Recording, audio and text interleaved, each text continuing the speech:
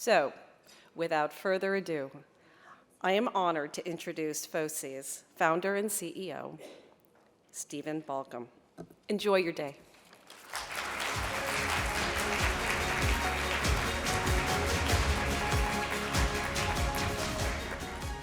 Thank you so much for that, Tammy. We gather here today with respect and recognition for the Anacostan peoples, the original stewards of this land. We honor their enduring connection to this region, acknowledge their rich history, and pay our respects to their elders, past, present, and emerging. So how are you? How are you feeling? Do you remember last year when I quoted Maya Angelou, my favorite quote from her? People will forget what you said, people will forget what you did, but people will never forget how you made them feel. So I hope that by the end of today, you will feel inspired, challenged, supported, and even more committed to doing this remarkable work. It doesn't matter how many events, by the way, I've attended since the end of the pandemic, and I don't know how you feel, but it still feels special and even a little miraculous that we are able to be with each other here in person.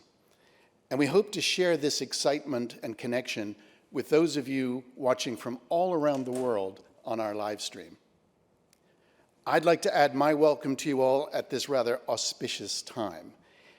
It's hard to think of another year since we launched FOSI in 2007, when there has been such a flurry of initiatives, announcements, safety summits, and online safety legislation passed both here and overseas. We are literally drinking from a fire hose of breaking news, from industry, NGOs, and governments at the national and local levels, and all of this with a backdrop of unprecedented technological advances.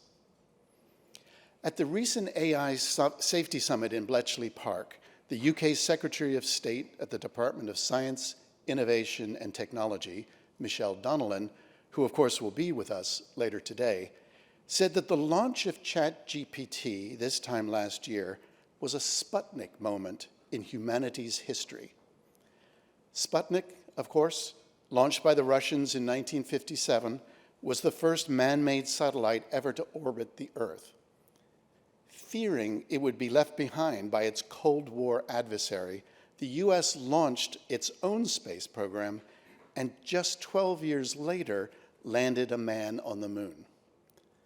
Now, some view Gen AI as an even greater existential threat than a Soviet-era space race. Others, though, are more concerned with existing issues, such as racial and gender bias, misinformation, and even students cheating on essay assignments. Whatever the level of risk, it behooves us to take a moment away from our screens and take stock of where we are and what new frontiers await.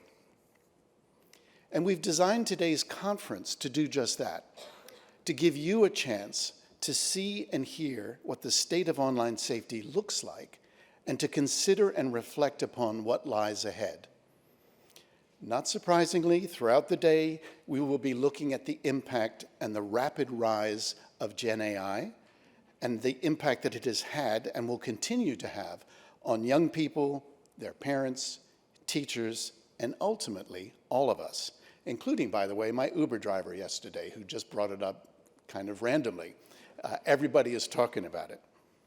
We will consider what implications there may be for the future of reliable information, especially in the context of current events, public health, political influence, and the social fabric.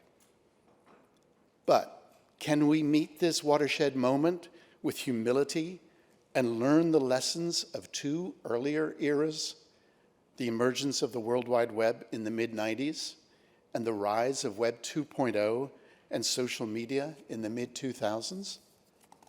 Or, there's an or, will we fail to act and simply allow the so-called techno-optimists to forge ahead, unencumbered by any legal or social constraints, as envisioned, by the way, by Mark Andreessen in his recent 5,000-word manifesto that some of you might have seen.